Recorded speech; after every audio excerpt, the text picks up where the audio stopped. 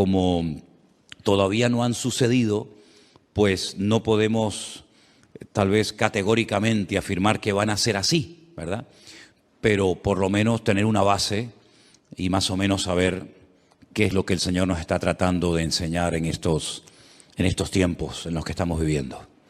Señor, te damos muchas gracias por esta oportunidad nueva que nos das de estudiar tu palabra. Te pedimos que nos des sabiduría para poder exponerla, para poder entenderla, y que tu Espíritu Santo sea el encargado de darnos la luz necesaria, la sabiduría necesaria para poder comprender estos mensajes tan importantes que tú has dejado en tu palabra para tu pueblo. Ayúdanos, Señor, y abre nuestro entendimiento. Te lo pedimos en el nombre precioso de Jesús. Amén y amén. Pedirles también, por favor, que vean la información que les he mandado en esta tarde al grupo de WhatsApp de la iglesia. Si alguien no está en el grupo, pero quiere recibir ese estudio, esa reflexión acerca de lo que representó en su día la fiesta de Purim, que se está celebrando en estos días nuevamente en Israel. Yo hace años ya di una explicación acerca de esos nombres, ¿verdad?, que aparecen a la derecha en las Biblias en hebreo y unas palabras a la izquierda, y cómo hay unas letras pequeñitas y unas letras grandes en comparación con otras, todo lo que eso representa. Y les mandé esta tarde ese artículo porque no tiene desperdicio, es muy, muy interesante. Solamente unos pequeños detalles para despertar el interés, para que vean o para que lean, mejor dicho, ese documental o esa información.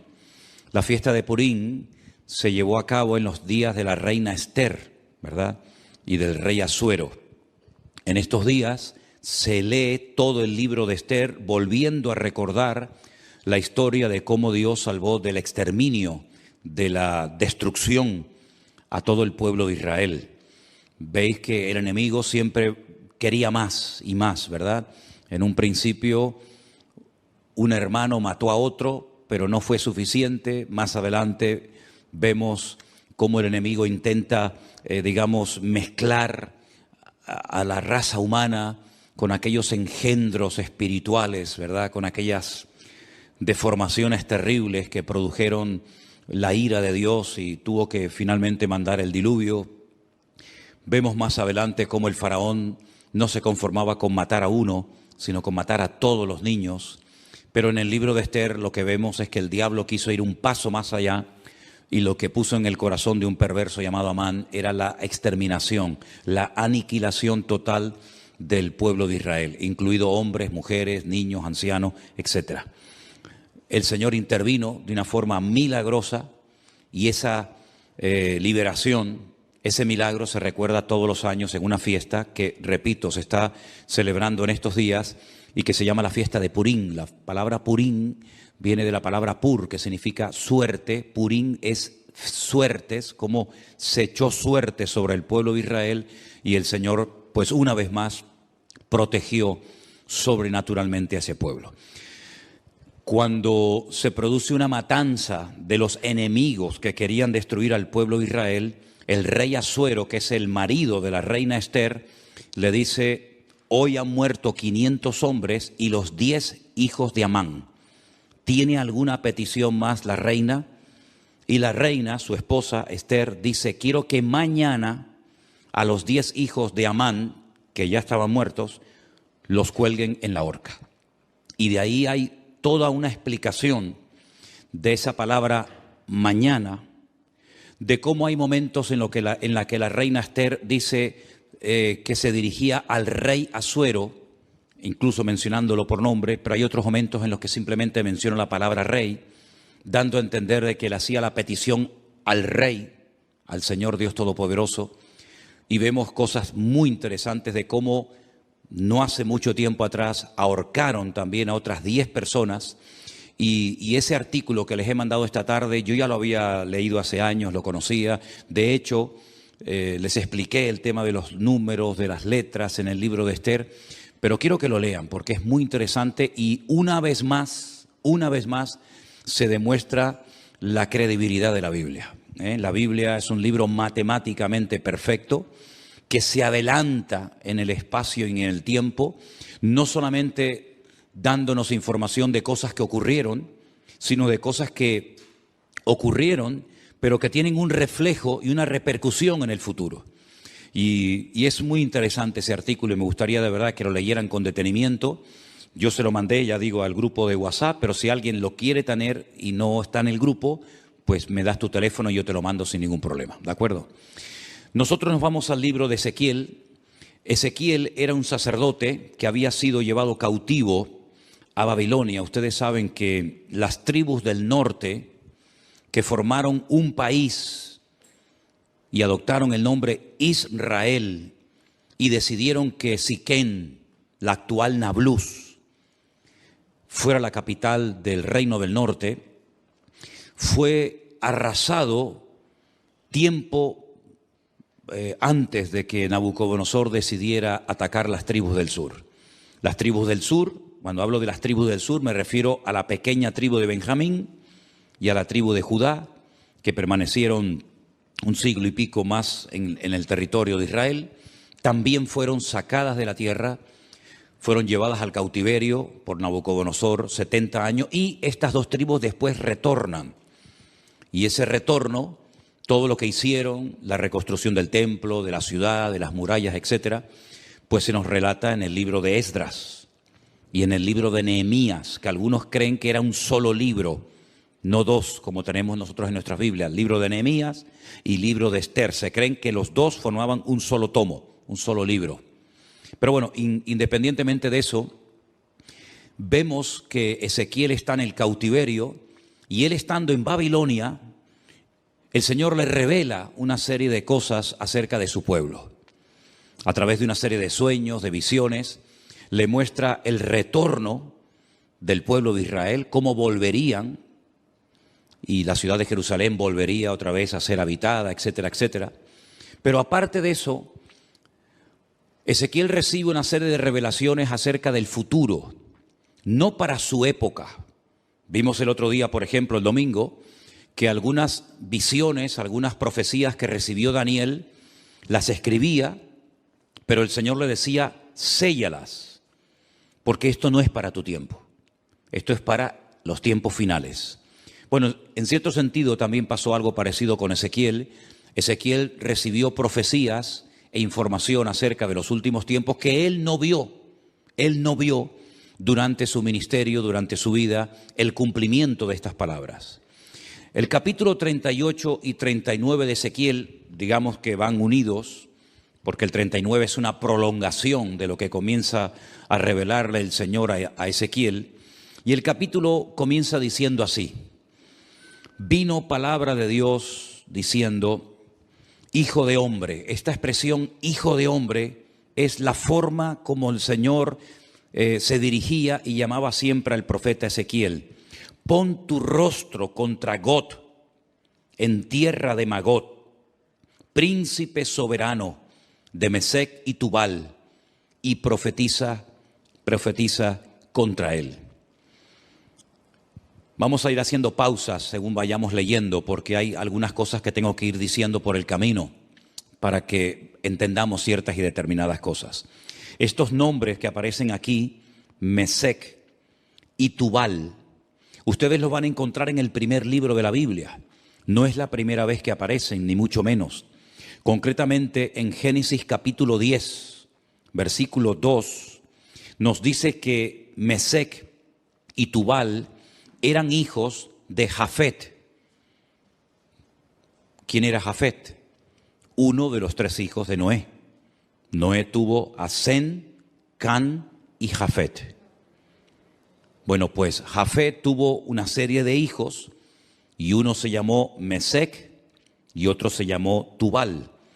Eran nietos, en este caso serían nietos del patriarca o del personaje de Noé. Es muy interesante ver cómo los hijos de Noé, Sem, Can y Jafet, se fueron por diferentes partes del mundo, ¿verdad? Y conquistaron territorios y tierras, Y bueno, vemos que los europeos tienen un origen, los africanos tienen otro, y cada nación pues tiene un origen diferente, ¿verdad? Y todo procede de los tres hijos de Noé, Sem, Can y Jafet. Los cananeos, que son los descendientes de Can, nieto de Noé, pues se fueron a lo que conocemos hoy en día como Israel, ¿verdad? Y allí ese país se llamaba en el principio Canaán. Y el Señor sacó a su pueblo de la esclavitud en Egipto para llevarlos a Canaán, donde vivían los cananeos. Y los cananeos, ese país estaba habitado por una serie de países, de reinos, de naciones. La mayoría de ellos los conocemos por nombre. Allí estaban los filisteos, aunque no eran de Canaán. Los filisteos venían de la isla de Creta y decidieron ocupar la costa de lo que hoy en día conocemos como Israel, y ocuparon ciudades pues tan emblemáticas y tan conocidas como por ejemplo Gaza, que todavía se sigue llamando igual, Asdod, Askelón, Gat, Ecrón. Los filisteos, digamos, que vivían en la costa. Los jebuseos eran los que vivían en el monte Moriah, los que vivían en lo que sería Jerusalén. Y bueno, allí estaban los moabitas, los eteos, etcétera, etcétera. Y eran naciones que no les correspondía habitar en aquel lugar, e Israel tenía que expulsarlos de su tierra. Ahora, en los últimos tiempos, la Biblia dice que se levantará un príncipe soberano, se levantará un hombre que se llama en el Antiguo Testamento, uno de los nombres que recibe es God, pero si uno analiza el Antiguo Testamento, nunca hubo un hombre que se llamó God. God es simplemente un nombre que se le da a un personaje político que en los últimos tiempos decidirá unilateralmente, aunque realmente detrás de todo esto, por supuesto, siempre está la mano de Dios, atacar al pueblo de Israel desde el norte. No es como Amalek, que venía del sur, o como los moabitas, que venían del este, sino que este enemigo atacará a Israel desde el norte, seguramente cruzará los famosos altos del Golán y llevará a cabo una batalla tremenda. Ahora, lo que no se ponen de acuerdo los comentaristas es cuándo se va a llevar a cabo esa batalla en el valle de Meguido, la famosa batalla de Armagedón, ¿sí? Algunos dicen que esa batalla se va a llevar a cabo antes de la venida del Señor Jesucristo. Pero también el libro del Apocalipsis, y después lo vamos a ver, nos dice que después del milenio, God se va a volver a levantar y va a intentar otra vez hacer la guerra contra el pueblo de Dios. Entonces, algunos dicen que es una guerra que se va a llevar a cabo antes y después. Otros dicen que solamente antes, otros dicen que solamente después. En fin, hay diferentes opiniones. Pero vamos a seguir leyendo. Este personaje, que la Biblia en esta ocasión lo llama God, que es el príncipe de estas tierras que ocuparon los nietos de Noé, llamados Mesec y Tubal, dice el Señor: yo estoy contra ti, oh God, príncipe soberano de Mesec y Tubal. Te quebrantaré y pondré garfios en tus quijadas, y te sacaré a ti y a todo tu ejército, caballos, jinetes y todo, de todo en todo, equipados, gran multitud con paveses y escudos, teniendo todos ellos espadas.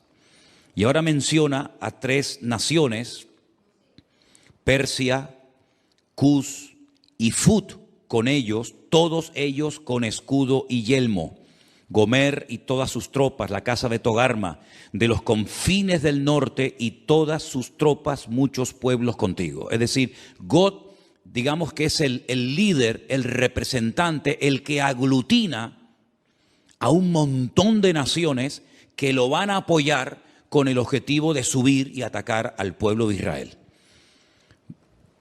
Ahora, estas naciones que se mencionan en el versículo 5, Persia, Cus y Fut, ustedes tienen que saber de quiénes se trata, para que sepan qué naciones en los últimos tiempos se van a juntar a estos ejércitos, ¿verdad?, internacionales con el objetivo de atacar al pueblo de Israel. En cierto sentido es como una especie de confederación, es un montón de naciones que se juntan. No es la primera vez que muchas naciones se juntan para atacar a un enemigo en común. Por ejemplo, en la Segunda Guerra Mundial se juntaron muchas naciones para atacar a los nazis, que en aquel momento eran los que estaban, digamos, controlando Europa. Durante la famosa Guerra de los 6 días y otras guerras que se han llevado a cabo en este último periodo en Israel, ha habido muchas naciones árabes que se unieron para pelear contra Israel. No es nada nuevo, ¿verdad? Son naciones que entre ellos se pelean, entre ellos tienen también sus discrepancias, pero como tienen un enemigo en común, que en este caso es Israel, y todos quieren tomar parte de la ciudad de Jerusalén, se unen para pelear como si fueran un solo ejército. Pero realmente no es un solo ejército, sino son muchos ejércitos, muchos soldados que se juntan con un objetivo en común. El versículo 5 habla de Persia. Persia es el país de Irán. Ustedes saben que hasta el otro día a Irán se le conocía como Persia. Así que los iraníes no son árabes, son de origen persa. Así que Irán, qué curioso, ¿no? Se está hablando últimamente mucho acerca de este país. Irán también apoyará a Gog con el objetivo de atacar y destruir al pueblo de Israel. Así que ya tenemos identificado quiénes son los persas. Cus es un país de África, Etiopía. Ustedes saben que Moisés fue criticado por su propia hermana Miriam porque se casó con una mujer cusita. Los cusitas eran o son de Etiopía. Así que Cus en aquel tiempo era Etiopía, actualmente tiene otro nombre. Y Fud es el país de Libia, un país que está en el norte de África. Como pueden comprobar, estamos hablando de naciones del norte de Israel, estamos hablando de naciones africanas, estamos hablando de la nación de Libia. Y en los últimos tiempos vamos a ver cómo diferentes naciones, y ya lo estamos comenzando a ver, cada nación ya se está posicionando. Unos apoyan a un bando, otros apoyan a otro bando, y estamos viendo cómo se está reorganizando el mundo. Unos a favor de estos por los motivos que sea, otros a favor de estos por sus propios intereses. Pero vamos a ver en los últimos tiempos cómo van a ocurrir cosas muy rápidos en la economía y en otras circunstancias, que lo que van a hacer es que cada país, por pequeño o grande que sea, por influyente o poco influyente que sea, va a buscar dónde acomodarse, a quién apoyar y bajo qué paraguas me pongo. Si bajo el paraguas de Oriente, bajo el paraguas de Occidente, y estamos viendo, solamente hay que ver un poquito los medios de comunicación y conocer un poco de la Biblia para darnos cuenta cómo el mundo se está reubicando, ¿verdad? Y vamos a ver cosas muy interesantes. Así que esas 3 naciones ya las hemos identificado. Después, más adelante, pues a lo largo del capítulo, vemos cómo esta batalla se va a llevar a cabo en ese valle que hemos estado recientemente visitando, un valle realmente precioso, el valle de Megiddo, un valle inmenso. Se va a llevar a cabo una batalla como jamás en la historia se ha llevado ninguna batalla. El hombre parece que no aprende. Cuando terminó la Primera y la Segunda Guerra Mundial, muchas personas dijeron, bueno, después de estos conflictos ya hemos aprendido que en una guerra nadie gana, sino que todos pierden. Por lo tanto, no tiene ningún sentido que los pueblos, que las naciones se sigan enfrentando la una con la otra, pero vemos que el hombre no aprende. Vemos que de vez en cuando salta por algún sitio, salta por algún otro lugar.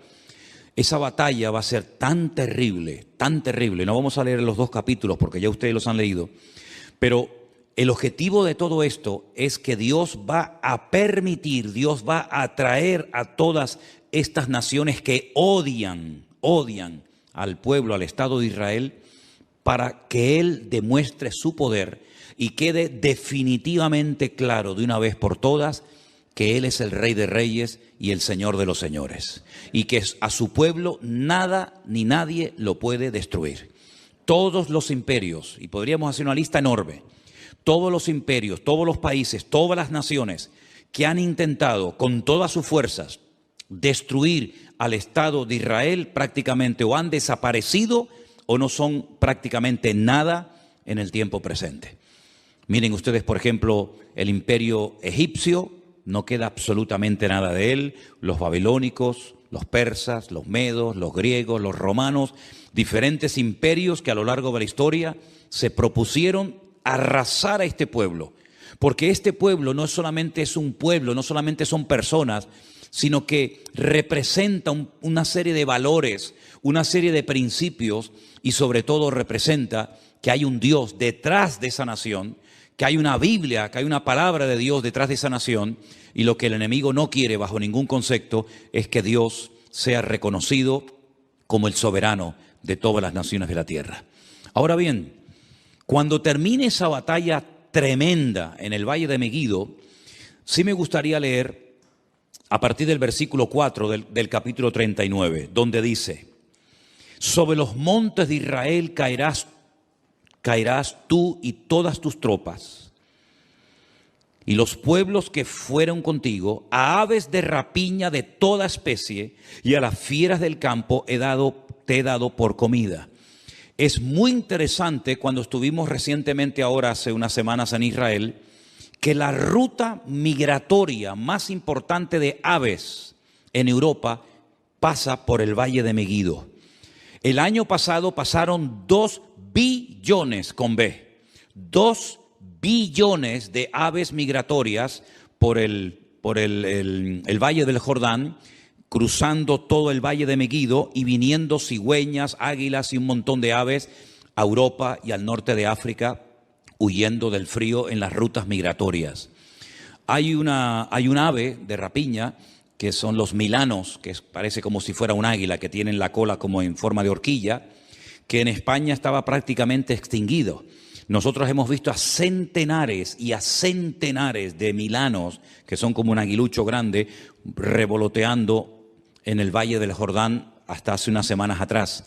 Es muy interesante ver cómo las aves de rapiña, que tienen su ruta migratoria por ese valle, dice que son llamadas para que coman las carnes de reyes, de príncipes, de soldados, de generales, de comandantes que van a intervenir en ese campo de batalla. Es realmente interesante. Sobre la faz del campo caerás, verso 5, porque yo he hablado, dice Jehová el Señor. Enviaré fuego sobre Magog y sobre los que moran con seguridad en las costas, y sabrán que yo soy el eterno Dios. Haré notorio mi santo nombre en medio de mi pueblo Israel, y nunca más dejaré profanar mi santo nombre, y sabrán las naciones que yo soy Jehová, el Santo de Israel. He aquí viene y se cumplirá, dice Jehová el Señor, este es el día del cual yo he hablado. Los moradores de las ciudades de Israel saldrán y encenderán y quemarán armas, escudos, paveses, arcos, saetas, dardos de mano y lanzas, y los quemarán en el fuego 7 años. Armamento que traerán esas naciones servirá de combustible durante 7 años después de que finalice la guerra. No traerán leña del campo ni cortarán de los árboles, sino quemarán las armas al fuego y despojarán a sus despojadores y robarán a los que les robaron, dice Jehová el Señor. En aquel tiempo yo daré a Gog lugar para sepultura allí en Israel. Es allí donde va a ser sepultado, donde va a ser enterrado este personaje, en el valle de los que pasan al oriente del mar, y obstruirá el paso a los transeúntes, pues allí enterrarán a Gog y a toda su multitud, y lo llamarán el valle de Amón Gog, que significa la multitud de Gog.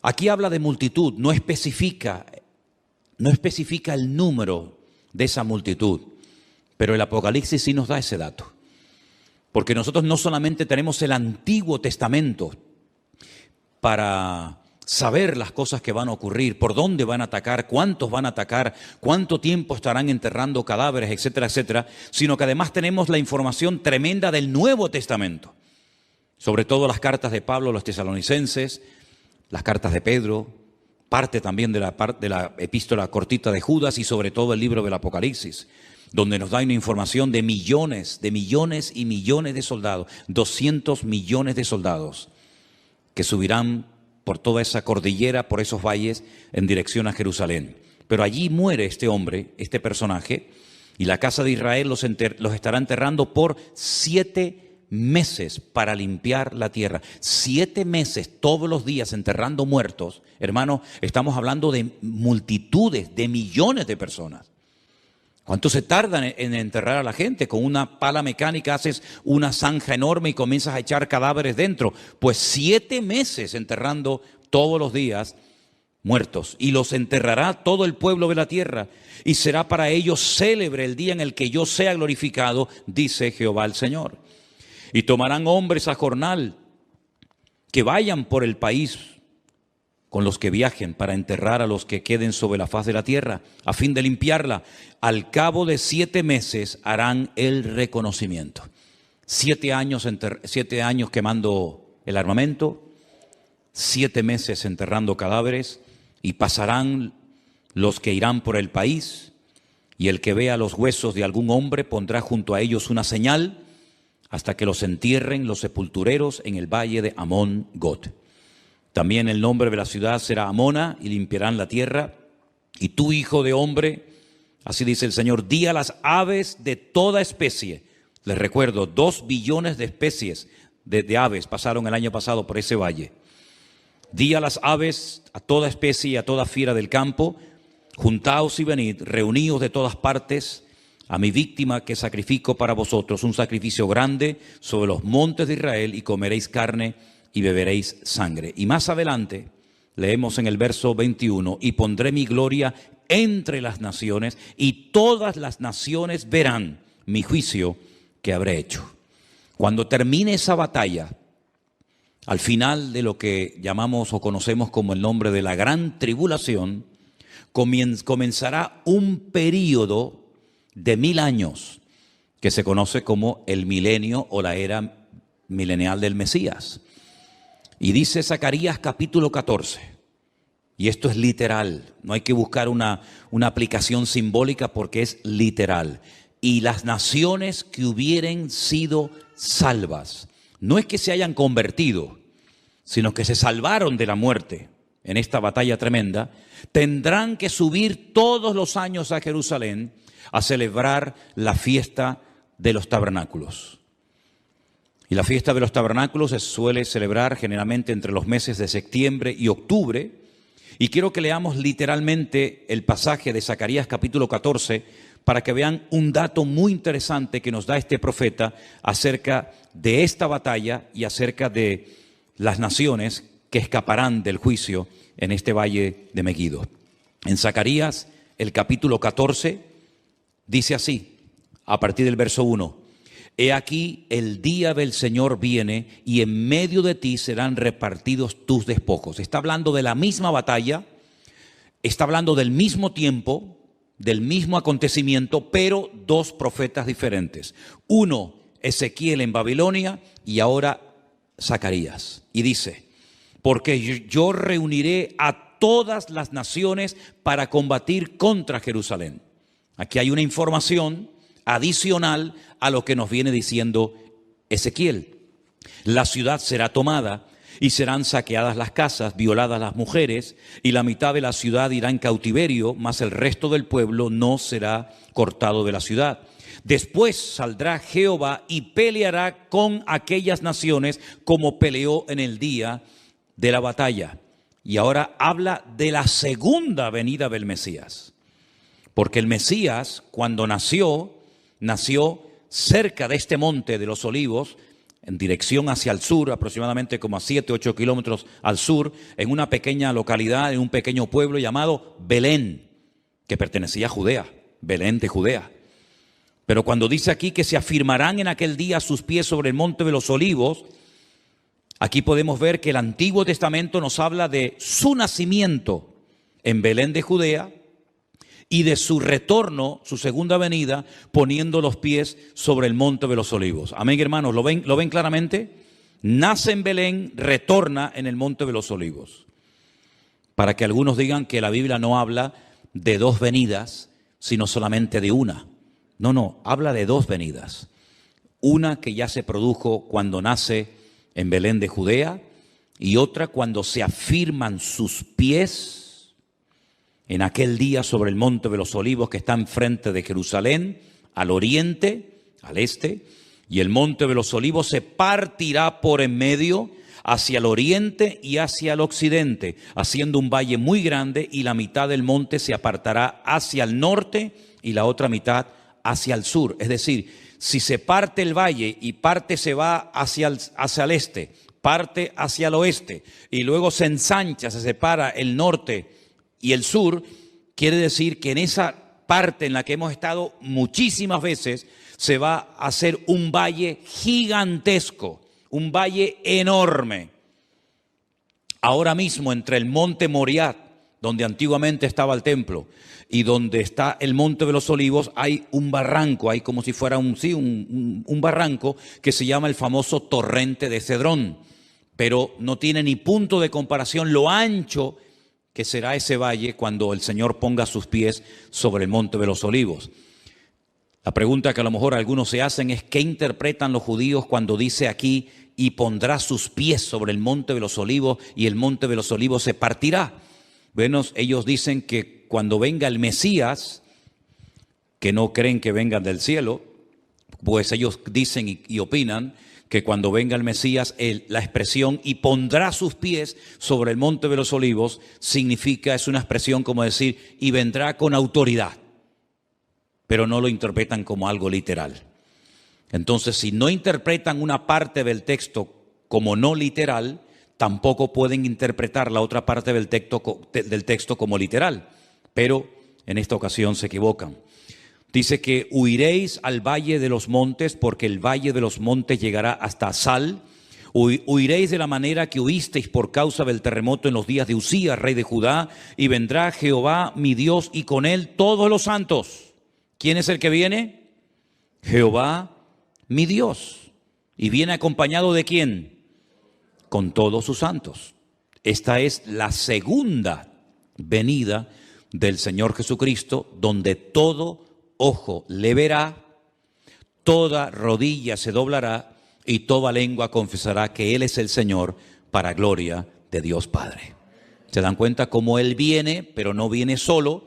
Ya la iglesia ya ha sido arrebatada, ya fue llevada con Él, y cuando Él retorna en su segunda venida, su iglesia no está en la tierra, sino que su iglesia viene con Él en las nubes. Y acontecerá que en ese día no habrá luz clara ni oscura. Acontecerá que no habrá luz clara ni oscura. Qué cosa tan rara, ¿verdad? Será un día el cual es conocido de Jehová, del Señor, que no será ni de día ni de noche. No nos hacemos ni la más remota idea cómo puede ser, porque en nuestra mente no cabe, o es de día o es de noche. Pero dice, no va a ser ni de día ni de noche. ¿Y cómo será ese día? Solamente Él lo conoce. Pero sucederá que al caer la tarde habrá luz. Al caer la tarde, cuando se oculta el sol, es cuando ya se hace la noche. Pero aquí es al revés. Cuando llega la tarde, es cuando hay luz. Qué cosas tan interesantes, qué cambios, ¿no? Qué cambios tan tremendos va a haber. Acontecerá también en aquel día que saldrán de Jerusalén aguas vivas como ríos. ¿Saben que hay un barrio en Jerusalén por el cual hemos caminado muchísimas veces, que es el barrio de las 100 puertas, el barrio de los ultraortodoxos judíos, el barrio de Mea Sharim, las 100 puertas, que han descubierto que por debajo de ese barrio corren ríos de agua tremendos, como aguas subterráneas? Tal vez cuando se produzca ese terremoto tremendo, al poner sus pies sobre el monte de los olivos, esas aguas broten, salgan hacia arriba, y dicen que la mitad de esas aguas irán hacia el mar oriental y la otra mitad hacia el mar occidental, en verano y en invierno. Israel es el único país que tiene 4 mares, 2 internos y 2 externos. Tiene un mar que realmente es un lago, pero lo llaman el lago o el mar de Genesaret al norte. Más hacia el sur está el mar Muerto, que es mucho más grande que el mar de Galilea. Luego, al oeste está el Mare Nostrum, el mar Mediterráneo, que según como se mire, ahí termina o ahí empieza el mar Mediterráneo y llega hasta el Peñón de Gibraltar. Y luego al sur, ¿verdad?, está el Mar Rojo o el Mar de los Juncos, porque tiene un color rojizo por unas hierbas que hay allí. Como hay otro mar que se llama el Mar Negro, por unas algas que hace que parezca que el agua está negra, ¿verdad?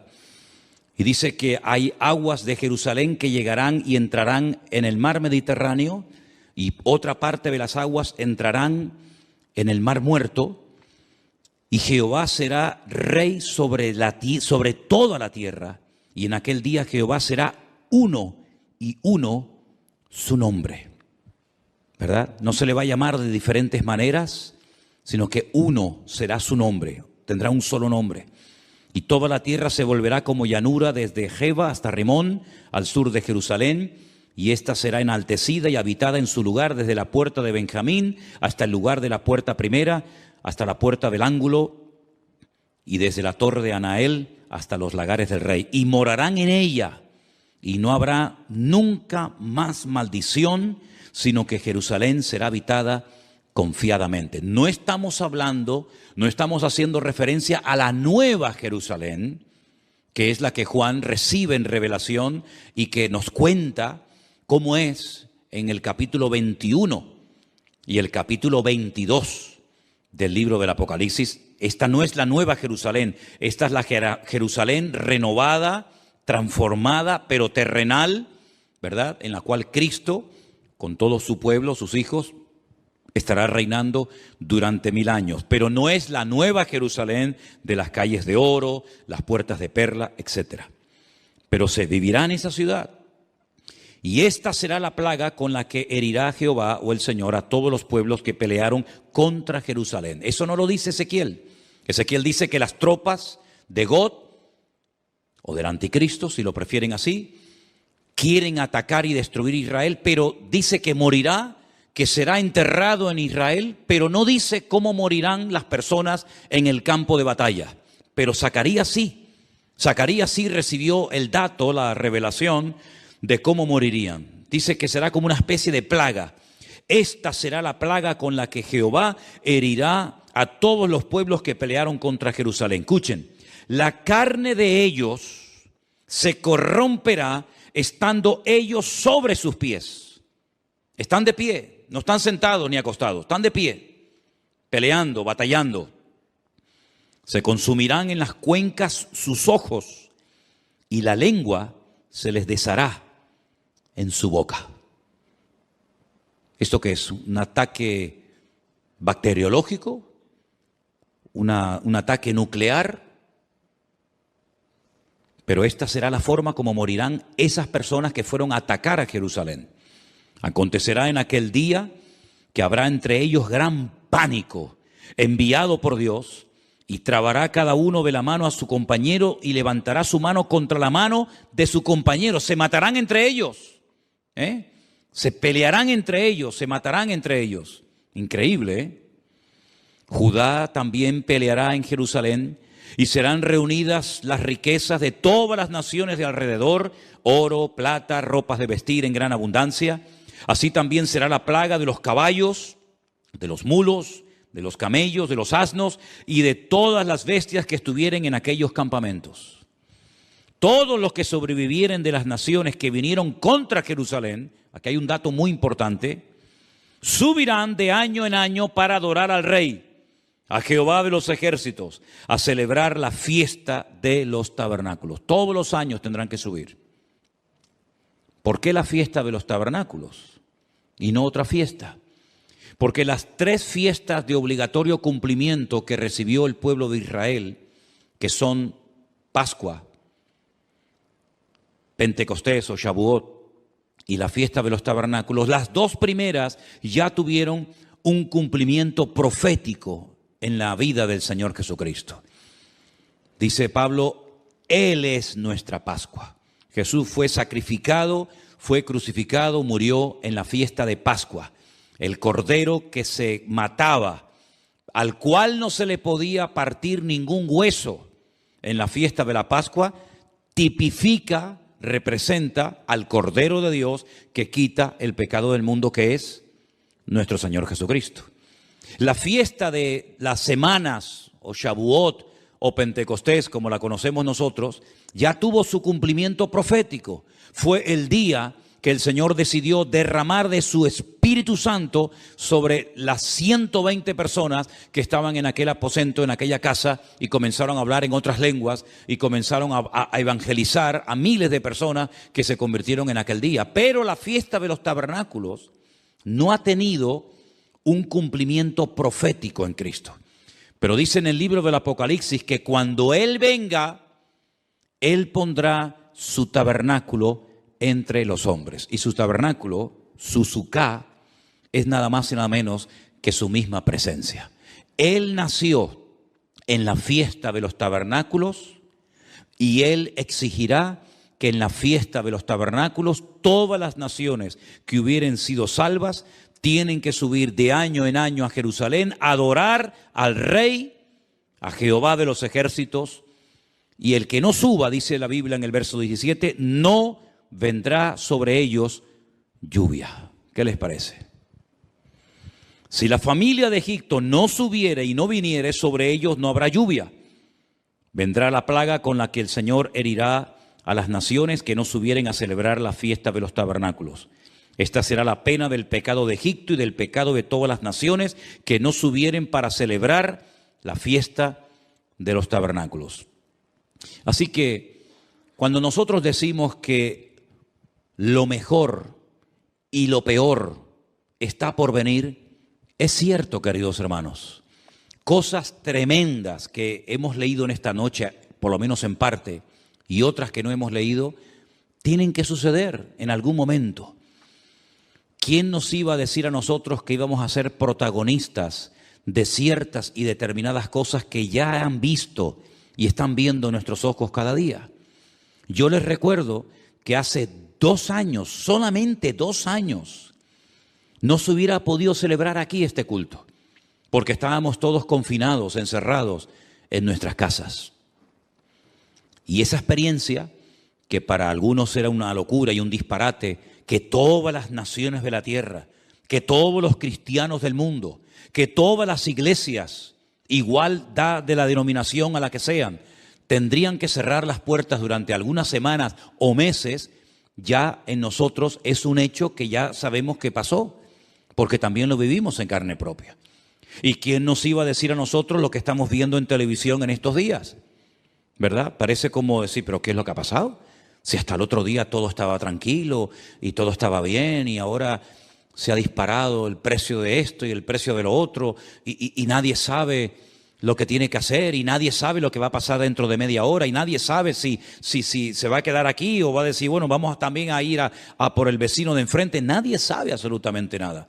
Hay un temor, ¿verdad? Hay una inseguridad y dice la Biblia que en los últimos tiempos habría angustia en las gentes, habría temor, habría miedo, pero en nosotros los cristianos, los que hemos creído, no pueden. Más pequeña entre los príncipes de Judá, porque de ti saldrá un guiador que apacentará a mi pueblo Israel. Entonces Herodes, llamando en secreto a los magos, indagó de ellos diligentemente el tiempo de la aparición de la estrella. Y enviándolos a Belén, dijo, id allá y averiguad con diligencia acerca del niño. Y cuando lo halléis, hacédmelo saber, para que yo también vaya y le adore. Ellos, habiendo oído al rey, se fueron, y he aquí la estrella que habían visto en el oriente iba delante de ellos. Hasta que llegando se detuvo sobre donde estaba el niño. Y al ver la estrella se regocijaron con muy grande gozo. Y al entrar en la casa vieron al niño con su madre María y postrándose lo adoraron y abriendo sus tesoros le ofrecieron presentes, oro, incienso y mirra. Pero siendo avisados por revelación en sueños que no volviesen a Herodes, regresaron a su tierra por otro camino. Amén. Todos los años leemos esta porción, más o menos por estas fechas. creo que es bueno leerla para que estemos informados de todas las cosas previas y posteriores que ocurrieron durante el nacimiento del Mesías, de nuestro Señor Jesucristo. Hoy leía esta misma historia, pero en otra versión. Y en vez de aparecer la palabra magos, aparecía la palabra sabios. Nos dice la Biblia de dónde vinieron, pero no nos dice cuántos vinieron. Es curioso que la tradición, en las cabalgatas famosas, días antes de los reyes, siempre aparecen tres, que incluso hasta se han atrevido a ponerle nombre: Melchor, Gaspar y Baltasar. Iba a saltar. Dos blancos y uno moreno. ¿Os dais cuenta que yo he leído la porción y no dice cuántos eran, ni cómo se llamaban? Podían ser 3, o 10, o 5, o 4. Uno no, porque habla de magos, de sabios, por lo tanto mínimo 2. Pero la Biblia no da el dato de 3. ¿Y los nombres? Tampoco.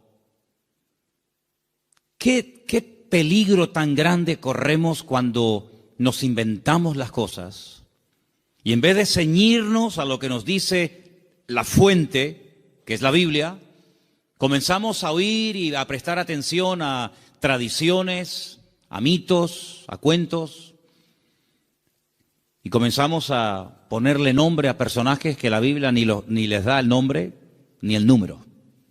¿De dónde viene entonces el tema de que eran 3? Bueno, todo esto tiene una explicación, no bíblica, pero la explicación que le han dado es que representan a los 3 continentes conocidos de aquel tiempo: Europa, Asia y África.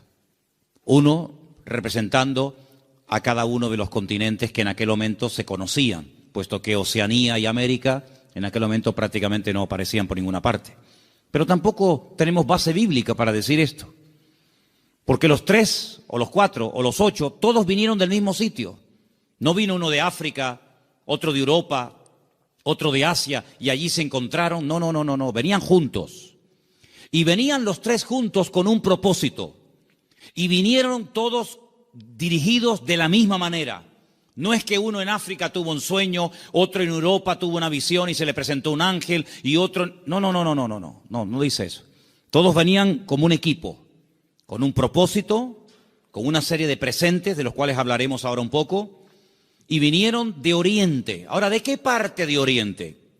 Tampoco con exactitud lo sabemos, porque si ustedes se centran en Israel, toda la geografía bíblica parte de Israel. Eso siempre tienen que tenerlo presente. Cuando habla del norte, pero del norte, ¿desde dónde? Desde Madrid, desde Jerusalén, desde Roma. Toda la geografía bíblica siempre parte de Jerusalén. Cuando se habla del norte, pues tienes que coger un mapa, meterte en Israel y decir, ¿qué país queda en el norte? ¿Qué país queda en el sur? Cuando habla del mar grande, ¿de cuál habla? ¿Del Caribe? ¿Del Pacífico? ¿Del Caspio? No, el mar grande es el que está más cerca de Israel, que es el mar Mediterráneo, el Mare Nostrum, que está al oeste.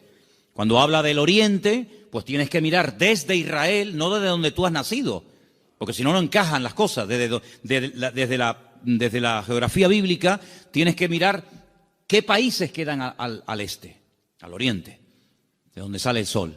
Bueno, hemos escuchado y hemos leído todo tipo de explicaciones, que si eran de la China, algunos dicen que venían de Babilonia, otros dicen que venían del Cáucaso, de tantos lugares, ¿verdad?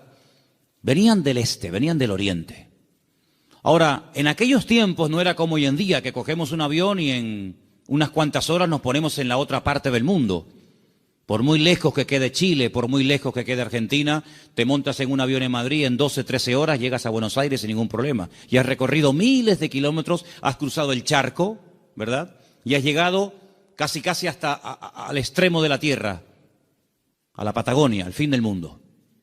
Pero en aquellos tiempos no era tan habitual, no era tan rápido, no era tan fácil el desplazarse de un país a otro. Lo que hoy en día hacemos en unas horas, en aquellos tiempos se tardaba días, semanas, meses y, si me apuras, hasta años. Fíjate, por ejemplo, que cuando hemos ido a Israel, Cuando yo les llevo a ustedes a Galilea y les muestro el camino real que aún existe, yo les he dicho, estando allí, que se tarda una semana desde Galilea hasta Nazaret y un poquito más hasta Jerusalén. Una semana, dentro de un país. Ahora, ¿cuánto tardaron estos sabios o estos magos o astrólogos? ¿Cuánto tardaron de Oriente hasta llegar hasta donde el lugar donde había nacido el Señor? Pues mínimo un año. Mínimo. ¿En qué nos basamos para decir que tardaron como mínimo un año? Cuando uno lee la palabra, uno tiene que prestar atención al contexto, a todo lo que nos cuenta la historia, no solamente a unos cuantos versículos, sino a todo el contexto de la historia, situarnos en el momento de la época y tomar nota de una serie de detalles que nos aportan información que aparentemente no son importantes, pero son muy importantes. La imagen que la mayoría de la gente tiene del nacimiento de Cristo es más o menos así. Encontramos, y por ahí vamos a ver ahora en estos días, si no es que lo han puesto ya, lo que llaman los belenes, los portales, ¿sí? Y van a ver al niño en una cunita, su madre a un lado, el padre a otra, unos ángeles que están allí, los camellos fuera, los magos que entran dentro y se postran delante del niño, detrás una burra, detrás una vaca, ¿sí o no? Esa es la imagen que la gente tiene. Pero eso no es verdad, rotundamente falso. Ya este papa que dimitió, Ratzinger, cuando estaba como papa, no ahora en el paro, cuando estaba como papa, él dijo que eso era mentira, que eso no tiene base ni fundamento bíblico. Allí no estaban todos juntos, el niño, la madre, los animales, los magos, los pastores. Eso es rotundamente falso. Pero es la imagen que la gente tiene. Entonces la gente cuando va al pesebre o al portal que hacen aquí en el ayuntamiento o en otros lugares, pues ve a todos juntos. Sin embargo, si ustedes se fijan, hemos leído en esta noche, en el versículo 11, una palabra clave para poder ir desgranando y explicando esta porción. Dice que al entrar en la casa, en todas las Biblias tiene que poner eso, sea de la versión que sea. En todas las Biblias tiene que poner, cuando entraron en la casa, vieron al niño con su madre postrado y lo adoraron. En la casa. Ya no están en un lugar temporal. Cuando Herodes, hay varios Herodes en la Biblia, no es siempre el mismo, si no parece que este hombre no se muere nunca. El Herodes que manda a matar a los niños, no manda a matar a niños de 15 días o niños recién nacidos. Él manda a matar a niños menores de 2 años, lo cual quiere decir de que había pasado ya mucho tiempo desde que había nacido hasta que llegan los magos a la casa. Los que sí vieron al niño envuelto decimos en pañales, en trapos, los que sí lo vieron prácticamente recién nacido, fueron los pastores. Los pastores que vivían allí en Belén, allí vivían los pastores. Y allí en Belén hay una cueva que tradicionalmente te llevan a verla y te dicen, mira, aquí es donde los pastores tenían el aprisco, el redil de las ovejas. Vivían en Belén, pero estos señores no vivían en Belén, estos señores vivían muy lejos, vivían en el oriente. Y estas personas no son advertidos del nacimiento del Mesías a través de ángeles, como fueron los pastores, que dice que estaban cuidando las ovejas, los corderos, porque en Belén era donde se criaban las ovejas, los corderos, que después se iban a sacrificar en el templo, porque Belén y Jerusalén están muy cerquita. Se puede ir hasta caminando. Y ellos son advertidos por ángeles, pero los magos y los sabios no. Los magos de Oriente, los sabios de Oriente, vinieron dirigidos por un astro. Nadie les habló, pero ellos miraron al cielo, durante la noche evidentemente, y vieron que una serie de señales indicaban que había nacido el Mesías. Ahora, ¿esta gente era creyente? ¿Eran paganos? ¿Eran idólatras? ¿Eran judíos? ¿Qué era esta gente? Porque si esta gente observa el horizonte y ve cómo se alinean una serie de estrellas y de astros y de constelaciones, ¿cómo saben ellos que el Mesías de los judíos ha nacido si no son creyentes? Podían haber interpretado esta señal de una forma completamente equivocada. Por ejemplo, en aquellos tiempos era muy común, en los tiempos de la Biblia era muy común que en aquellos sitios de tanta idolatría y de tanta adoración a los astros, al sol, a la luna, a las estrellas, cuando nacía un niño, los sacerdotes de esas religiones sacaban a los niños durante la noche y miraban al cielo.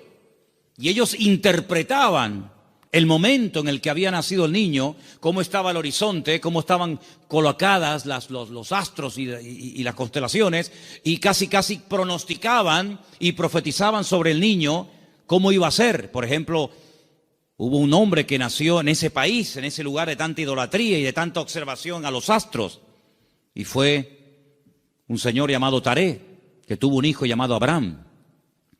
Y cuando le pusieron el nombre, seguramente interpretaron equivocadamente de los astros que este sería un hombre enaltecido y le marcaron su destino hasta que él huye de esa tierra y el Señor le dice: levanta la mirada a los cielos, cuenta las estrellas, porque lo que te han profetizado no es así.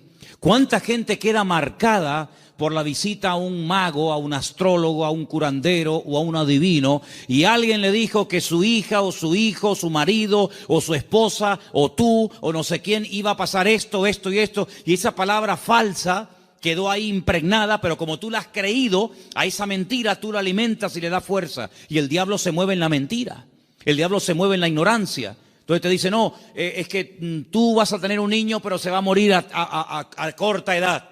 Y tú crees en esa palabra y la compartes y no sé, y te agarras a ella y le estás dando ideas al diablo. ¿Y cuántas veces queda la gente marcada por falsas profecías, por un pronóstico equivocado, por una carta astral, por una lectura de manos, por lo que dijo una noche un vasito que se movía y apuntaba en no sé qué dirección? ¿Y cuánta gente queda marcada de por vida? Y creen que van a estar enfermos, que van a morir jóvenes, que el marido se va a ir con otra, etcétera, etcétera, porque han creído una mentira. Y si la verdad te hace libre, la mentira te esclaviza y te amarga y te oprime la vida. Pero estos hombres, cuando miraron ellos creían que aquel Leo y aquellas estrellas, ellos creían que aquello tenía un propósito y una razón. Y ellos no dijeron: ¿será que van a ser un rey en nuestra tierra? ¿Será que va a haber una catástrofe, un tsunami, un terremoto? No, ellos no se equivocaron, ellos interpretaron correctamente aquello y se ponen en marcha. Y como mínimo, te dije antes que tardaron un año. Y ellos no van yendo por todos los países preguntando: oye, ¿será aquí? ¿Será allí? Como aquellos que aquella noche, cuando oyeron la palabra profética del Señor que dice: uno de vosotros me va a entregar, todos dijeron: seré yo, seré yo, seré yo, seré yo, todos menos uno, que dijo quién es. Los magos, los sabios de Oriente, no comenzaron a ir por Europa, por África, diciendo: será por aquí, será por allá. No, esa estrella, su estrella, no una cualquiera, su estrella, esa señal profética marcada en el cielo, indicaba en una dirección. Ellos seguían y llegaron, nada más y nada menos, que al sitio correcto, al país correcto y al pueblo correcto, Belén de Judea.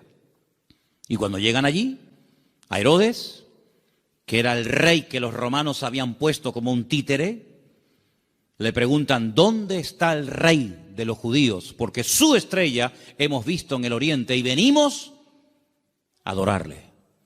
Le están haciendo esta pregunta a un rey. No le están haciendo esta pregunta a un esclavo. No le están haciendo esta pregunta a uno que encuentran por la calle, sino que van al palacio, al Herodión, que aún se puede visitar en Belén, ¿verdad?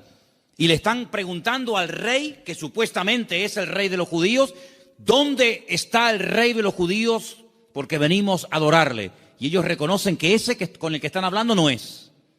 Claro, por eso dice que se produjo una consternación.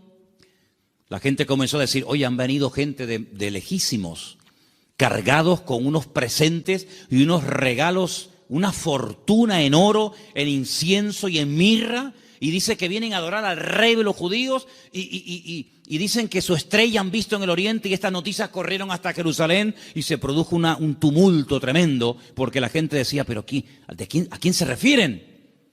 Es decir, había nacido el Mesías, profetizado durante siglos y siglos, y nadie se había enterado.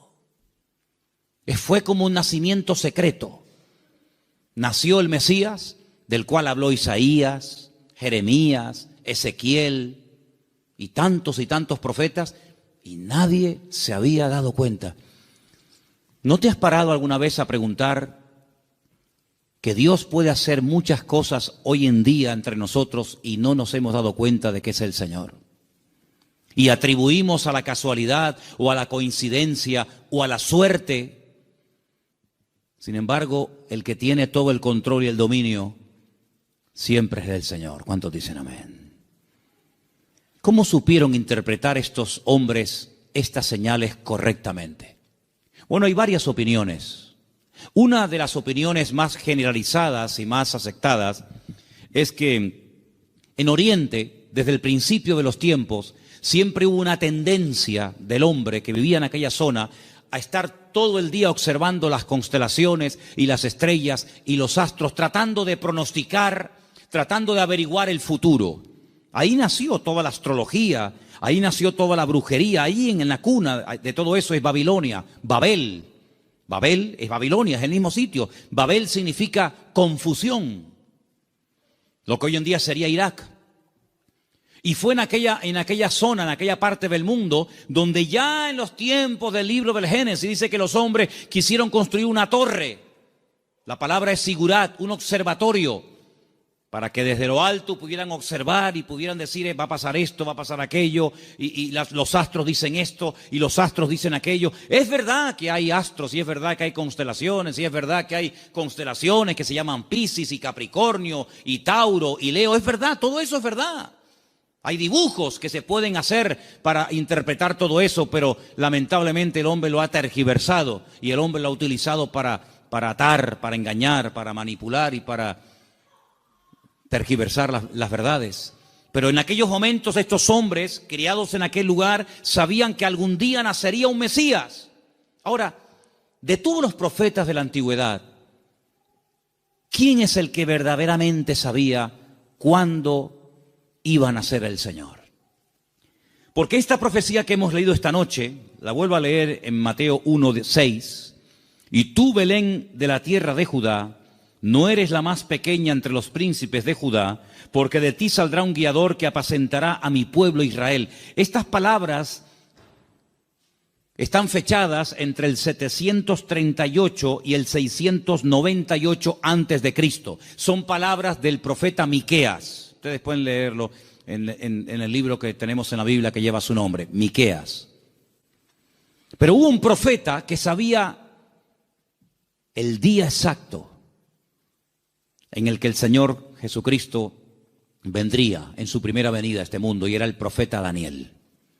El profeta Daniel tuvo una revelación tremenda, muy amplia, y él sabía perfectamente que si se comenzaba a contar, nosotros contamos hacia adelante, ellos contaban hacia detrás, ¿verdad? Si se comenzaba a contar desde que se les permitiera retornar a Jerusalén, restaurar Jerusalén, restaurar las murallas, él sabía perfectamente cuándo nacería el Mesías.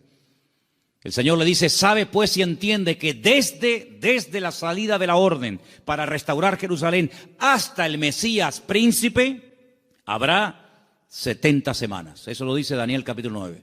Desde hasta. ¿Cuándo empezamos a contar? Desde que salgan y comiencen a restaurar la ciudad y comiencen a levantar el templo. Desde que salgan hasta que venga pasarán 70 semanas. Pero claro, como expliqué en su momento, 70 semanas son 490 días. Y no hay 490 días desde que Nehemías, Esdras y Zorobabel reconstruyen la ciudad de Jerusalén hasta Cristo. No hay 490 días, hay muchísimo más. Entonces, ¿qué es lo que pasa? Pues también expliqué en su momento, y quiero solamente recordarles, que la forma de contabilizar el tiempo en la Biblia y según el pueblo de Israel varía mucho de cómo contamos nosotros el tiempo. Partimos de la base de que nuestro calendario no es el calendario bíblico. Nuestro calendario es un calendario mandado a hacer por un papa llamado Gregorio.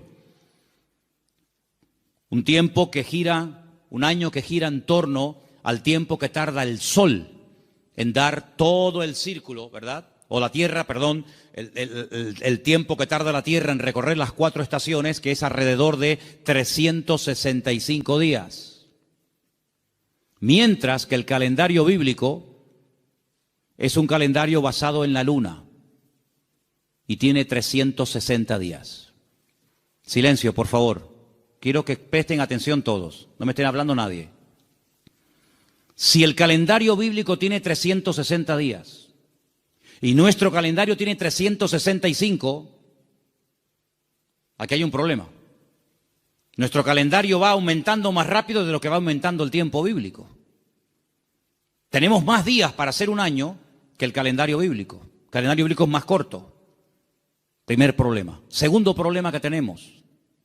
Nosotros contabilizamos el día a partir de las 12:01 de la noche. En la Biblia no se cuenta, estamos hoy a jueves, ¿verdad? ¿Hasta qué momento será jueves? Hasta las 12:01. Hasta las 12 de la noche es jueves. Y a las 12:01 automáticamente ya es viernes. En la Biblia el día empieza con la caída del sol. Cuando se pone el sol y una mujer no tiene luz para enhebrar una aguja y ya se pueden ver tres estrellas en el horizonte y ya no hay luz suficiente para enhebrar una aguja, ahí empieza. Si en este momento en Israel, a las 4, 4:15, 4:30, como mucho de la tarde, ya es de noche, quiere decir que en Israel a las 4:30 de la noche ya es viernes, mientras que aquí todavía estamos en el día jueves.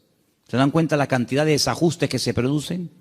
Cuando el hombre se sale de la palabra, cuando el hombre sale de la escritura, es un lío. Por eso después no encaja nada. Por eso muchas personas han intentado poner fechas y tal, y es un desastre, porque no se ciñen a la escritura. Todas las profecías, todas, absolutamente todas, las de la primera y las de la segunda venida de Cristo, todas están basadas en el calendario bíblico, no en el calendario gregoriano o cristiano, que es el que tenemos nosotros hoy en día. Según el calendario bíblico, estamos en el año 5777. Según nuestro calendario, estamos en el año 2016 después de Cristo. Pero ¿y antes de Cristo no hubo historia? ¿Antes de Cristo no hubo nada? ¿Cómo que 2016? Entonces hay un desfase tremendo, de 5777 a 2016 después de Cristo.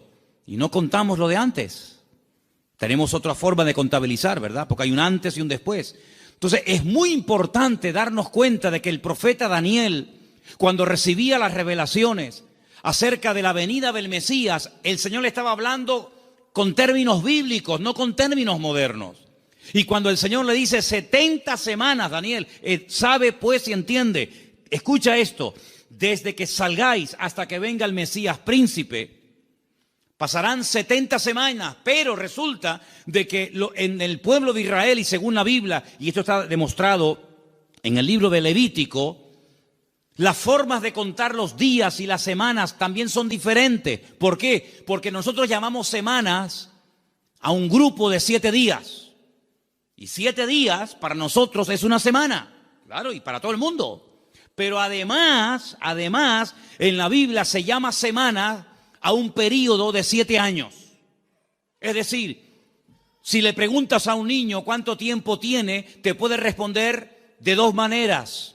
A la manera nuestra y te dice, yo tengo 7 años. O te puede decir, yo tengo una semana.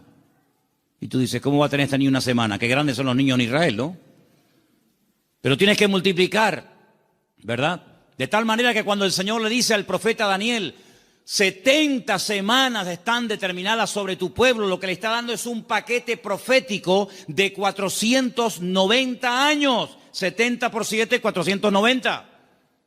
Y esos 490 años, hay diferentes bloques, diferentes características, diferentes sucesos, diferentes acontecimientos, que cuando tú lo sabes interpretar, pues tú dices, efectivamente, 483 años, 483 años, multiplícalo por años de 360 y te va a dar el número exacto de días que hay desde que salieron de Babilonia y restauraron Jerusalén hasta que entró el Mesías. Pasaron 483 años. Pero dice, pero son 70 años, 70 semanas. Y la última semana, los últimos 7 años, son los famosos 7 años de la gran tribulación. Y todo encaja. La Biblia es matemática pura. Es la única ciencia exacta, las matemáticas. En todas partes del mundo, 2 y 2 son 4. En todas partes del mundo. Por encima del Ecuador y por debajo del Ecuador, 2 y 2 son 4. En todas partes del mundo. Es una ciencia exacta, ¿verdad? No se puede cuestionar. No es que aquí 2 y 2 son 4, allí son 3 y medio, allí son 8. No, en todas partes es igual. Y el Señor usa la matemática de Él, el tiempo de Él, el calendario de Él, para preparar a los pueblos, para preparar a las naciones, para preparar a su pueblo, para que aquel día no nos sorprendan las cosas como ladrón en la noche. Entonces estos hombres seguramente tenían la información que tenía el profeta Daniel. Y junto con la información del profeta Daniel y la observación meticulosa de los astros y de las estrellas, automáticamente dijeron: el tiempo se ha cumplido.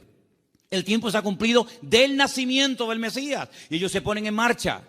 Y cuando llegan, pues ya el niño no es un niño recién nacido. Ya el niño no está en un pesebre. El niño está en una casa. El niño está en una casa. Es interesante notar que en el pesebre estaba José y María, pero en la casa está solamente María, ya no está José.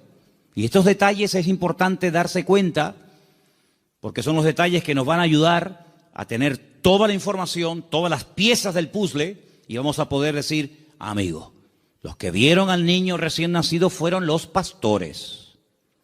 Y los magos o los sabios de Oriente, cuando vinieron, no vieron a un niño recién nacido. Vieron a un niño de 1 año, año y medio, máximo 2 años. Es muy diferente.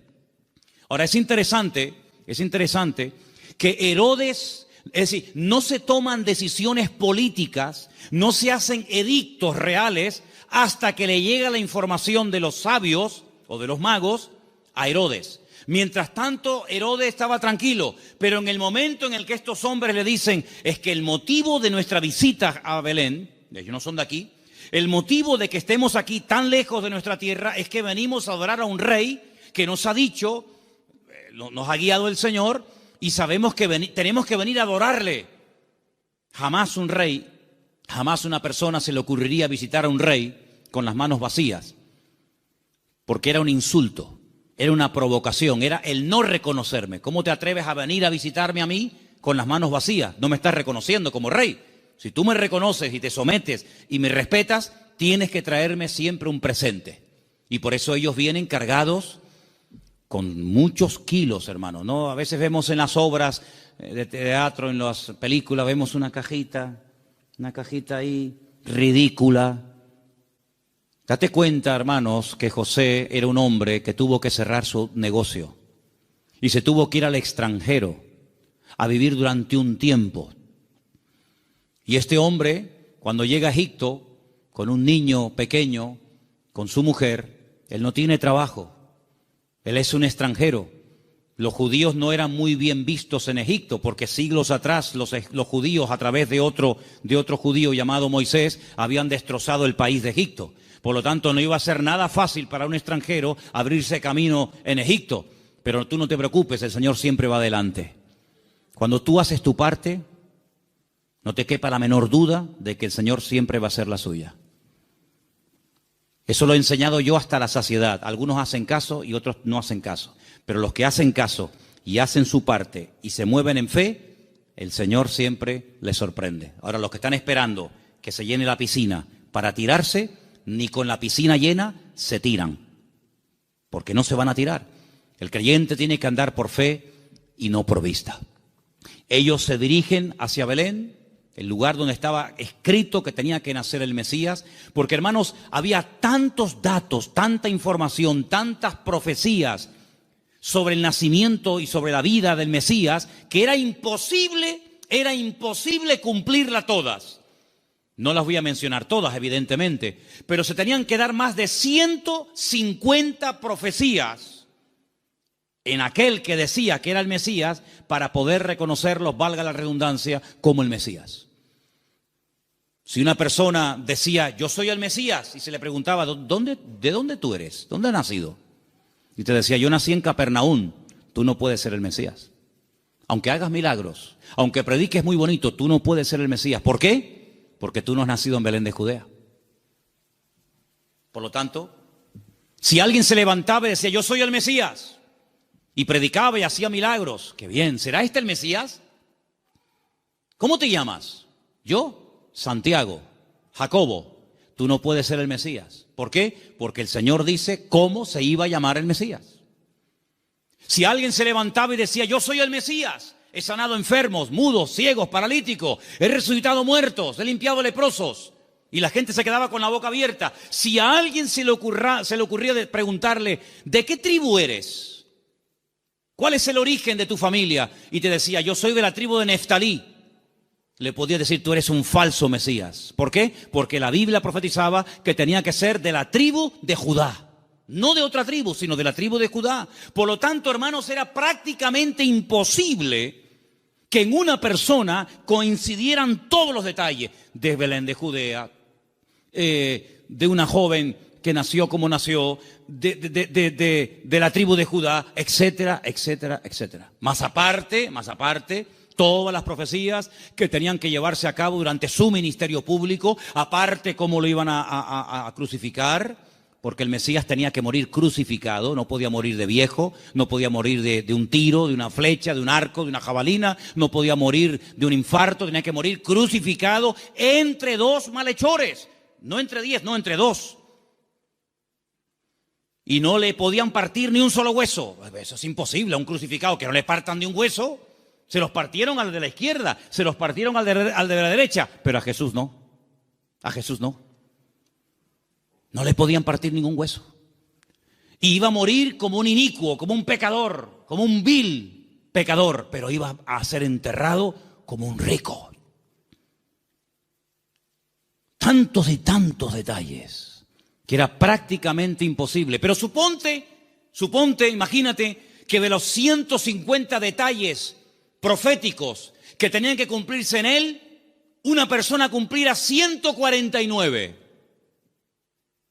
Pero queda el examen final, el más difícil de todos, la resurrección. Te han horadado las manos y los pies, te han crucificado entre ladrones, te han enterrado en un buen sepulcro, han sorteado tus vestiduras, te ha negado uno de tus discípulos, etcétera, etcétera, etcétera, pero al tercer día no has resucitado. Por lo tanto, aunque cumpliera con 149 profecías, si no cumplía con el examen final, con la PAU, no apruebas el examen, amigo. Por lo tanto, hermanos, cuando estos hombres se ponen en marcha, no es por emociones, no es por un sentimiento pasajero, sino es porque están coincidiendo tantas cosas que ellos van en fe y en obediencia, guiados milagrosamente a través del desierto, probablemente un viaje de más de un año, hasta llegar a Belén de Judea. Cuando ellos llegan y le dicen a Herodes que vienen a adorar al Señor, resulta de que le presentan 3 tipos de regalos. Vamos a leerlos nuevamente, por favor. Estamos en Mateo capítulo 2, versículo 11. ¿Lo ponemos? Mateo 2:11. Al entrar en la casa vieron al niño con su madre María y postrándose lo adoraron. Y abriendo sus tesoros le ofrecieron presentes, oro, incienso y mirra. Algunos comentarios dicen que Daniel, cuando recibió la revelación, que la tenemos en la Biblia, por si te interesa conocerla, del nacimiento del Mesías, y también de su reinado, pero estamos hablando de su primera venida, Daniel vivía en el palacio con el rey Nabucodonosor, ¿os acordáis, verdad? Después con Belsasar y después con otros también. Dicen los comentarios que Daniel no tuvo descendencia, seguramente lo hicieron eunuco, que era lo más probable, y no tuvo descendencia, pero dice que era uno de los hombres más ricos de todo el país. Después del rey, el que más autoridad, el que más prestigio y reconocimiento tenía, era Daniel. Así de claro. Igual que José en Egipto, que después de Faraón el que mandaba era José. Casi podríamos decir que mandaba más José que Faraón. Toda esa fortuna, toda esa riqueza no se la quedaron sus hijos porque, repito, no tuvo. Y algunos dicen que puede ser que estos sabios, guiados, como ya hemos dicho, milagrosamente, llegaron hasta Belén y esta fortuna, porque no era una cajita así, era una fortuna en oro, en incienso y en mirra, que a lo mejor tú dices, bueno, yo de las tres cosas me quedo con el oro. ¿Y el incienso y la mirra? Bueno, vamos a ver. Todo lo que la Biblia relata, todo lo que ocurre en la palabra de Dios, todo tiene una razón de ser, ¿sí o no? No hay nada casual. ¿Por qué la Biblia dice que eran 153 peces los que pescaron? ¿Ah? ¿Por qué dice la Biblia que comieron 5.000 hombres? ¿Por qué dice la Biblia que le regalaron oro, incienso y mirra? ¿Qué más da? Le hicieron presente, le hicieron regalos. ¿Y qué más da? No. Lo dice. ¿Te le trajeron qué le trajeron? ¿Ropas? No. ¿Joyas? No. ¿Comida? Tampoco. Oro, incienso y mirra. Tal vez para nosotros esos regalos no sean tan significativos, pero vamos a explicarlos. En estos tres regalos, nosotros podemos ver, en cierto sentido, el reconocimiento de ese triple ministerio que el Señor Jesucristo llevaría a cabo durante su vida. Ustedes saben que en el Antiguo Testamento o eras profeta o eras rey. Las dos cosas al mismo tiempo no se podía hacer. Muy rara vez, por ejemplo, David, a veces profetizaba, pero David no pasó a la historia por ser un profeta, aunque a veces profetizaba. Pero uno conoce a David como el rey de Israel, no como un profeta. Sin embargo, a Isaías lo conocemos como un profeta. Sin embargo, en la figura de Cristo, en la figura del Mesías, se iban a dar tres características únicas de él: rey, profeta y sacerdote. Rey, profeta y sacerdote.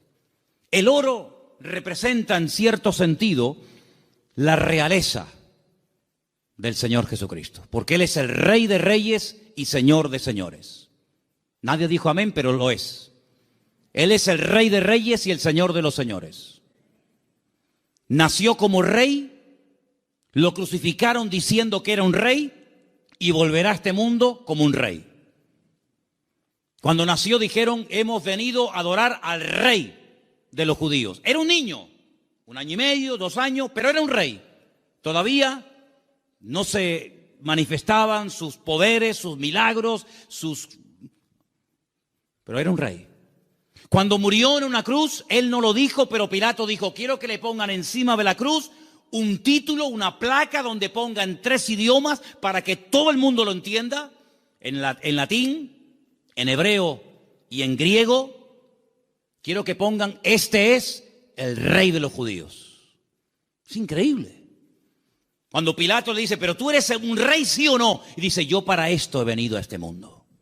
Pasa que todo tiene su momento y todo tiene su lugar. Cuando oramos en el Padre Nuestro, lo leemos o lo mencionamos, hay una parte que recordamos que Él es rey. Cuando decimos, venga tu reino, y no hay reino sin rey, y no hay rey sin reino. Por lo tanto, Él es un rey.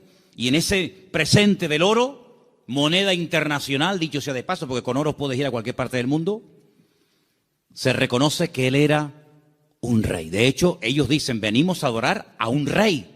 Pequeño, pero al fin y al cabo rey. Luego resulta de que el Señor Jesucristo era profeta, era la voz del Padre, era el que anunciaba las buenas nuevas de salvación a los quebrantados de corazón, a los ciegos, a los prisioneros, a los pobres. Él proclamaba el mensaje, era un profeta. Y ahí lo vemos, hermanos, como la mirra. La mirra era lo que se utilizaba, ¿verdad?, en los ungüentos para ungir a las personas. Y con ese elemento de la mirra vemos que se le reconoce su ministerio profético. ¿Cuántas veces profetizó el Señor? ¿Recuerdan alguna profecía que dijo el Señor? Yo recuerdo muchas. Por ejemplo, una muy sencilla, pero que se cumplió literalmente. En una mesa se queda mirando a todos y les dice, ¿sabéis una cosa? Esta noche uno de ustedes me va a traicionar. ¿Cómo? ¿Nosotros? Eso no puede ser. Nosotros somos tus discípulos. Lo hemos dejado todo para estar contigo. Pero él profetizó. Eso es una palabra profética. No se había cumplido. Uno de vosotros me va a traicionar. Uno de vosotros me va a negar. Y se cumplió literalmente. Aunque el que lo iba a hacer dijo, no. Aunque todos te abandonen, yo nunca te abandonaré. Y resulta que el que más habla es el que es. Ay, amigo. Yo recuerdo una profecía que dijo el Señor. Muy larga, por cierto. La tenemos enterita en Mateo 24. En los últimos tiempos se levantará nación contra nación y reino contra reino, y la maldad se multiplicará, pero el que persevere hasta el fin será salvo. Estamos viendo cómo la maldad se ha disparado de una forma increíble, hermanos, increíble. Raro es el día que usted no ponga la televisión a la hora de las noticias y no oiga tragedias y tragedias y tragedias y más tragedias. Si no es en Alemania, es en Francia, si no en Siria, si no en Jordania, si no en Grecia, siempre por todos los lados. Hablábamos de Sodoma y Gomorra, pero ¿cuántas ciudades hoy en día han ganado en maldad a Sodoma y Gomorra? Antes había una Sodoma, antes había una Gomorra, ahora hay miles de Sodomas y de Gomorras, miles. La maldad se va a multiplicar. Falsas doctrinas, falsas enseñanzas, terremotos, pestes. Hermano, ¿cuántas palabras dio el Señor? Una palabra profética que dijo, vete, tu criado ha sido sanado en esta misma hora. Es una palabra profética. Estaba allí, pero cuando llega, estaba sanado. Y dice, ¿a qué hora fue sanado? Y dice, a tal hora. Y dice, a esa hora fue cuando él me dijo que iba a ser sanado. Profeta fidedigno, siempre anunciando la verdad. La palabra de Dios claramente. Y como sacerdote, ahí tenemos representado el incienso. El incienso que subía continuamente a la presencia de Dios, recuerda el ministerio sacerdotal. Pero algunos de ustedes dirán, pero Cristo no podía ser sacerdote, porque los sacerdotes eran de la tribu de Judá, de la tribu de Leví. Y Jesús, como tú acabas de decir, no era de la tribu de Leví, era de la tribu de Judá. Los de Judá no podían ser sacerdotes. Es verdad, tienes razón. Pero Jesús no es sacerdote según la tribu de Leví, sino Jesús es sacerdote según Melquisedec, rey de Salem. Porque los levitas desaparecieron, pero el sacerdocio de Cristo es constante, permanente y eterno por los siglos de los siglos. Amén. ¿Te das cuenta? Por lo tanto, todo encaja de una forma perfecta. Oro, incienso y mirra. Ahora puedes salir corriendo a Egipto como extranjero, no tienes trabajo, nadie te va a abrir las puertas, pero tú no te preocupes. El hombre te cerrará las puertas, pero Dios que va delante de ti te abrirá todas. ¿Cuántos dicen amén? Esa es la confianza. Y José no cuestionó, José no dijo, bueno, pero esto es una locura, esto es un disparate, y yo cómo voy a cerrar mi negocio y mis herramientas, y yo me dedico a esto y ahora voy a Egipto, y qué hago yo allí, no hablo el idioma, no me conoce nadie, no tengo clientes. No importa, cuando el Señor te dirija a hacer algo, no tengas miedo. Dice la Biblia que el que pone su mano en el arado y mira atrás, el surco le sale torcido y no sirve. Pero nosotros no andamos por emociones, por sentimientos. Y lo dije una vez, lo que está claro en la palabra, no busque confirmación. Hay gente, no, es que yo quiero ver lo que Dios me dice, que ya te lo dijo. Tú no tienes que orar para ver si es la voluntad de Dios invitar al domingo al culto al vecino. ¿Qué quieres? ¿Molestar a Gabriel con todo lo ocupado que está para que venga a ti a decirte, sí, vete al vecino a hablarle de mí? Cuando la Biblia dice, id por todo el mundo y predicar el evangelio a toda criatura. Lo escrito no necesita confirmación. Los que siempre buscan confirmación son los que dudan, los que no se terminan de fiar, los cobardes como Gedeón, que ponía una prueba.